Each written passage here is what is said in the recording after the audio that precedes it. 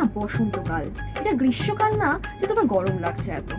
আমার না আমার রুটের গরমে গরম লাগছে, তোমার মতো ভ্যানজি সেজে বসে নেই আমি। শোনো, এটাকে না বাঙালি সাজ বলে, ভ্যানজি নয়। না তো আকাশে ওড়ো না, ঠিক আছে? আমি না আকাশে উঠছি না, এটা হচ্ছে বসন্তকাল। এই ঋতুতে আমি রাজ করি, আর আমি তোমার মতো না 12 মাস থাকি না। কি এটা তোমার সিজন? সিরিয়াসলি?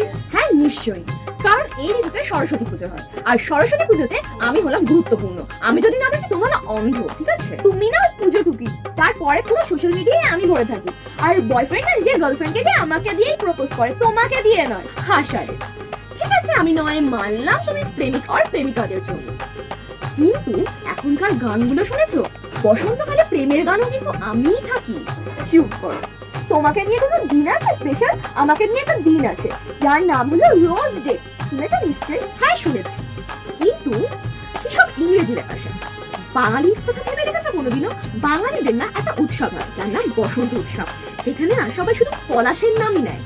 তোমার নাম কে নেয় বলো তো? ঠিক আছে, এবার সবার কাছেই জেনে নেওয়া যাক। ফুলের রানী ডাকে তুমি, না আমি।